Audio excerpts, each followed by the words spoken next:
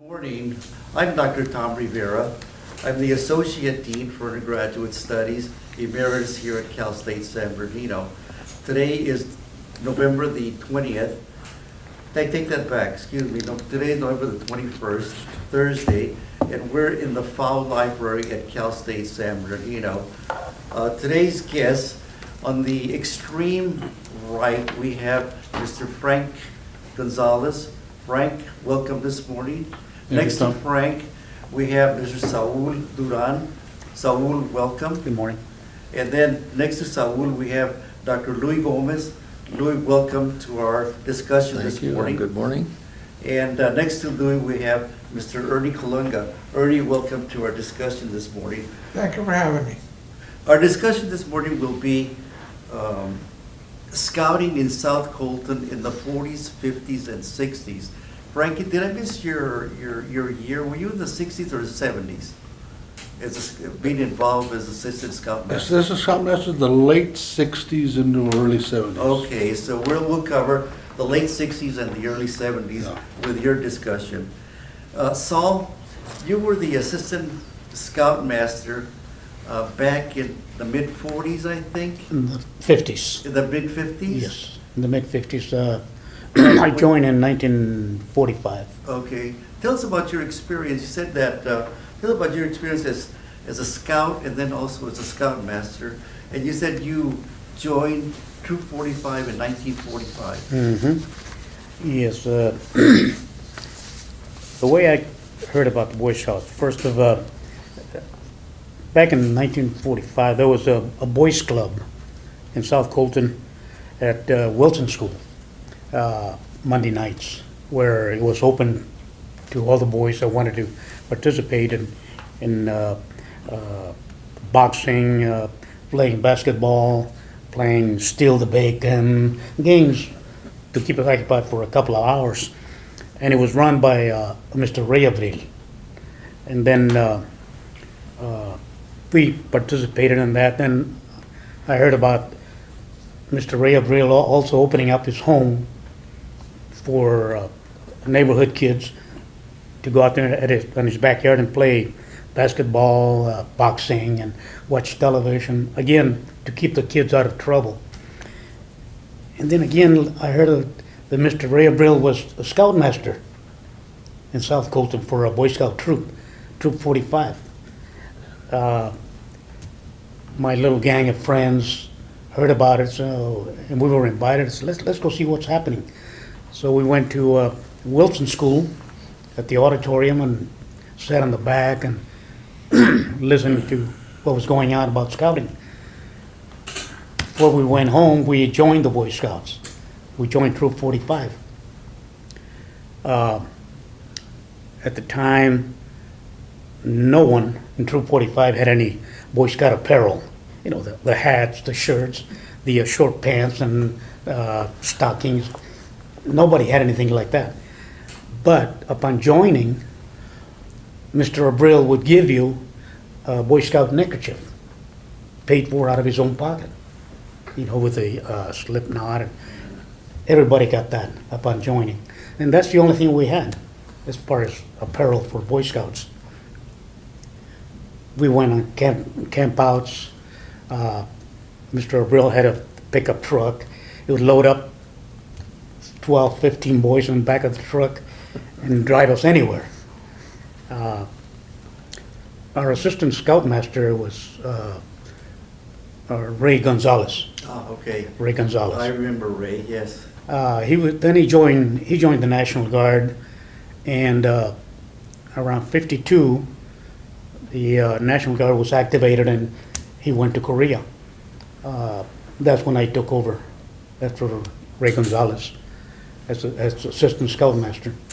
So going back to, you mentioned that Ray was kind of a director of recreation for kids in South Colton, where he opened his house, and also he had a Boys Club. A room there at the Garfield School that he would provide activities for kids in South Colton. Around the neighborhood, yes. Around the neighborhood. Do you remember some of the guys, some of your gang that went with you and joined the Scouts? Do you remember any of those gentlemen? Yeah, we were all around 12 years old at the time, and it was Daniel Ayala, Albert De La Rosa, uh, Albert Negrete. We were about 2 years older than the Boy Scouts that were there when we joined. We were a little bit older. So our friendship was 2 years older than the other Boy Scouts. Some of those names may not be familiar with. I know all of them. Yeah, oh, well, we all knew everybody in South Yeah. Fulton. Ken must besides those three. Let's see. And we were Felix, the Felix boys, the Soto, Felix Soto. Because we had three sections in Colton. One to the east of Fifth Street, where we lived, there was Las Palomas. To the El Barrios. To the west was La Reserva. I lived in the middle, and we didn't have a nickname for our neighborhood, but those were three separate neighborhoods: La Reserva, Las Palomas, and the Fifth Street guys. We'll play in the Calle Cinco. La We'll Calle play in the Cinco. Acá en Nicle. Yeah. But we hung around together. Then I started a softball team in my area. Las Palomas and La Reserva did organize their own softball team, and we used to play each other. Never got into trouble, into fights with each other. We played softball against neighborhoods. It was wonderful. It was a different world. Was Ernie Garcia still in the Scouts? I know he was a scout there for a while. Garcia? Ernie Sure. Garcia. Yes, Ernie Garcia.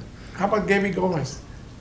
Gabe, I think it was after I was, or, Or was he in there? Was he in the troop? yeah, sure he was, yeah. I think every young boy in South Colton was, Yeah. At at one time one or time, another. because Troop 45 went from the 40s to the 60s, right? That was a long time, so a lot of young boys traveled right through that at one time or another. Okay.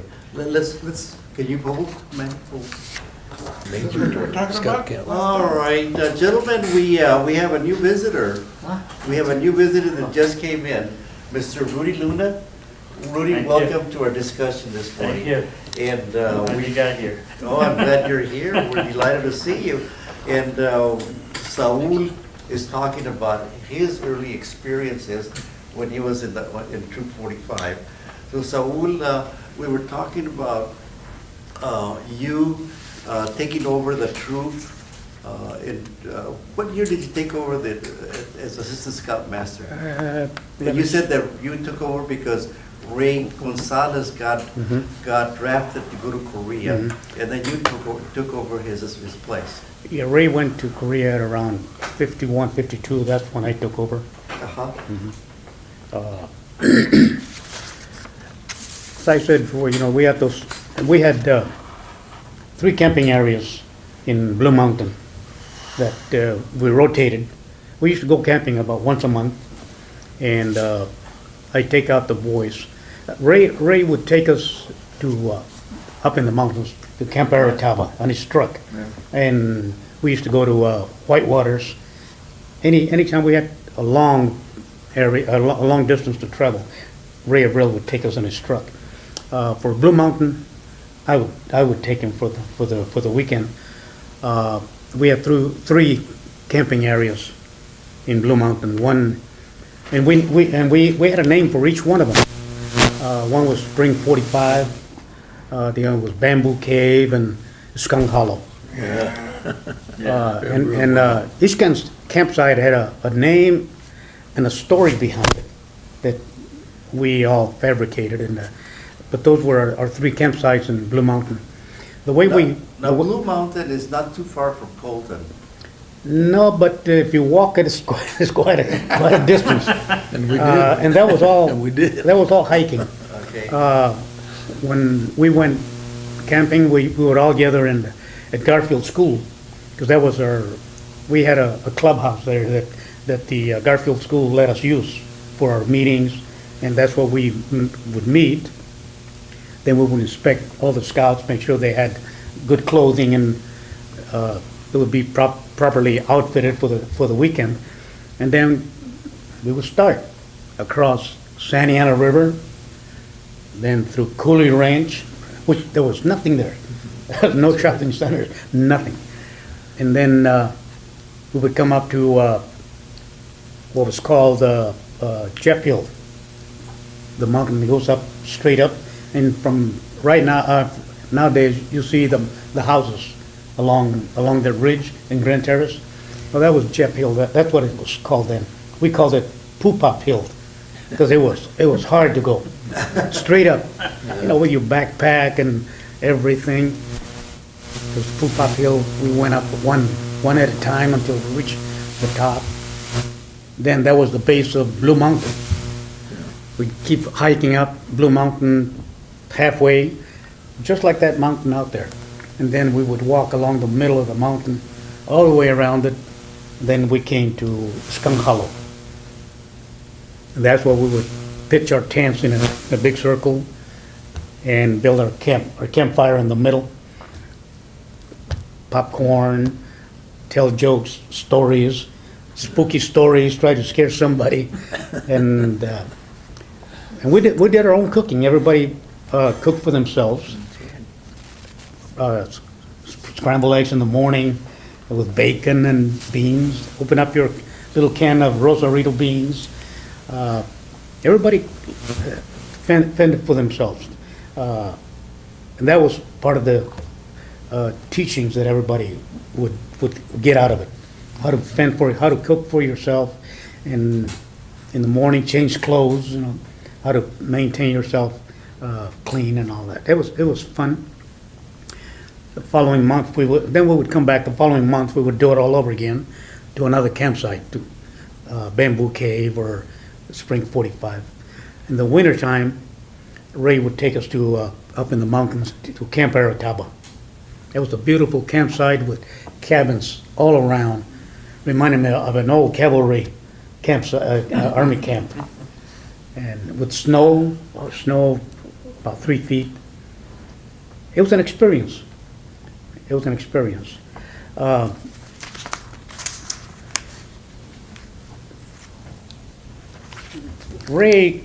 Mr. Ray Abril touched a lot of us, our lives, provided for a lot of the boys.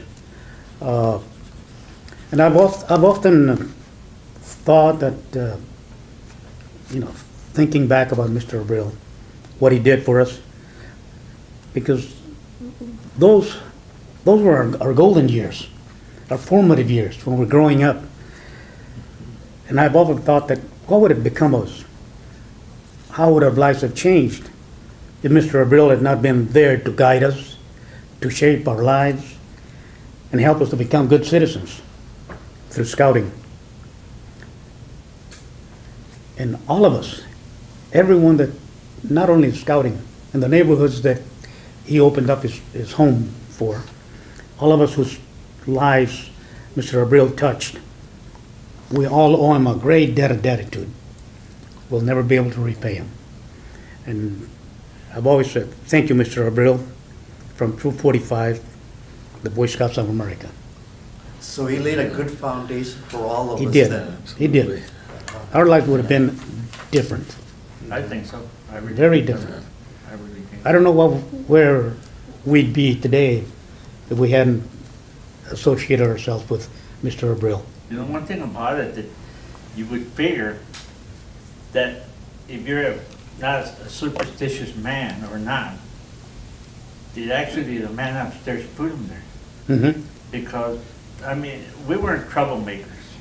We were just kids wanting to have a good time, play ball, basketball, hiking or whatever. But somewhere along the way, I've always thought that somebody put him there. Yes. Because wasn't he from Spain? I have no Eventually? idea. He was from Spain, I think. But I- He had to be because Chicanos in South Colton, they weren't over 6 feet tall like he was. He was a big man. He was a big man. Spanish, I know. I think it was part Portuguese. So anyway, so will he really laid a good cornerstone and our foundation for the kids that were growing up during that era in South Colton. A blessing for everybody. Yeah. A blessing. Yeah, not only did he provide, the scouting principles that we went by, supposedly that were written in the book, so to speak, but he provided guidance through example, and that, I think, had a lot to do with what we became, because we followed his lead. And you mentioned the books, Lou. You brought the old book there. Yeah, the Boy Scout Handbook, which I acquired, probably the first year that I joined, which had to be about 1951 or 52. And then the other one is a field book, one that you can refer to when you're out in the campgrounds. The survival skills, cooking, setting up your camp, the campfire, using only 2 matches for lighting the campfire, or using, some of the old, the stick or flint, that kind of thing. Very useful, very useful. The survival skills part is just amazing. And I think even in this urban society now, we still use some of the skills, which is One just thing amazing. about it, what I used to like when we used to camp was Rivera. He would always have his own little section. And like you just said, when we were having breakfast in the morning, he was the first one actually up. And you can actually smell the bacon and the eggs and everything around it. And you should have seen some of the guys that would, try to sit around him, And he would always say, hey, all of you cook your own. I'm not gonna give you any of mine, because I'm cooking my own. But one thing about it, that I think way down deep, he would look at our faces and he would share. Sure. You know what I'm trying to say? It's just like you just said a little while ago, we were little kids, and I think he was like saying, when you tell him, I'm not share with you guys, and then all of a sudden, he would share a little piece of bacon or something, but Oh, yeah. the other thing bad about it, that he made one mistake, that every time we went camping, the guy knew that he was gonna give him something. Not much, but it was just something about it that he would always be the first. So he would always be sharing There you whatever go. he had. I'm not kidding. Not only time, but also his house and Even his and house, food, sure. his food. That was his life. Yeah. Scouting, young kids, teenagers, or all the neighborhood kids. Yeah. He lived for that. Yeah, that's why I said to you that, I don't think, we're in the 2013, but I don't think there'll ever be another one like him. I mean, we have had leaders, and like Ernie here, you were one, you were one, at that time you were leaders, but my point is, from his standpoint, he was just something like, he was there. And like I said, like Tommy said, we used to go to his house, he would never say no, No. He was one of those guys that, he just was there all the time, and when we played ball or basketball or any sport with him or something like that,